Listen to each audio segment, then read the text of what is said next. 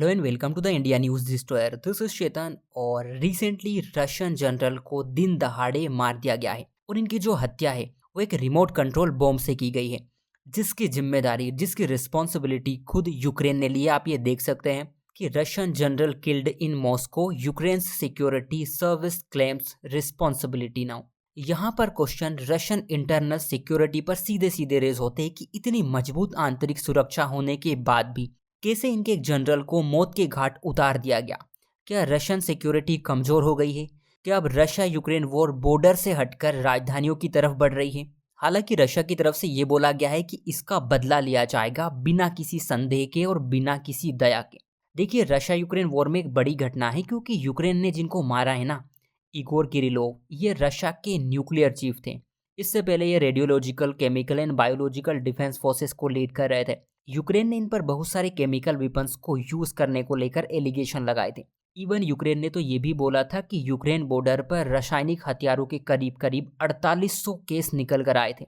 मतलब ये सीधे सीधे यूक्रेन के टारगेट पर थे, इसीलिए इनको मारा है। लेकिन इनको मारा कैसे गया, इसके बारे में अगर हम कुछ इन्फॉर्मेशन देखें जो अभी तक बाहर निकल कर आई है, तो ये अपने अपार्टमेंट से बाहर निकल रहे थे। उसी वक्त इनके पास में एक स्कूटर आता है और उसी स्कूटर में बॉम्ब लगा हुआ होता है। जैसे स्कूटर ब्लास्ट हुआ, इधर इनकी जिंदगी पूरी हो गई। यहाँ पर ध्यान देने वाली बात है कि जो ब्लास्ट है ना, वो राष्ट्रपति भवन से, जहां पर पुतिन रहते हैं, उनसे सिर्फ 7 किलोमीटर दूरी पर हुआ है।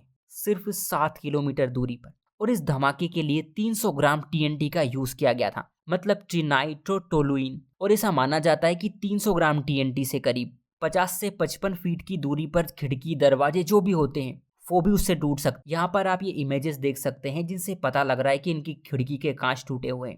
वैसे ये काफी फेमस पर्सनालिटी थी, पुतिन के ये काफी करीब थे।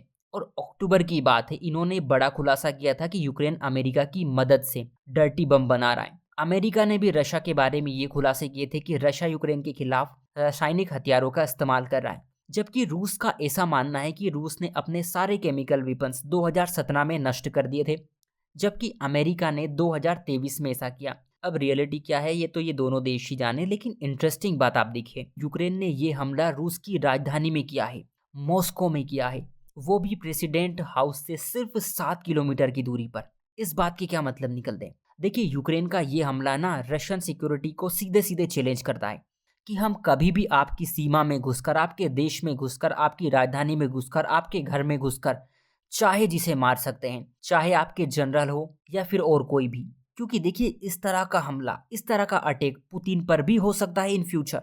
सितंबर 2024 की बात है, रशिया के ड्रोन स्पेशलिस्ट कर्नल एलेक्सी की हत्या कर दी गई थी। फिर अभी इसी महीने की बात है, रूस के मिसाइल एक्सपर्ट मिखाइल सेलेस्की की गोली मारकर हत्या कर दी गई थी। और अब ये न्यूक्लियर चीफ, मतलब जिस तरह से रशिया के अंदर उनके हाई ऑफिशियल्स को मारा जा रहा है, वो रूस के लिए काफी चिंता करने वाली बात है। कहीं ऐसा ना हो कि अगला नंबर प्रेसिडेंट पुतिन का ही हो।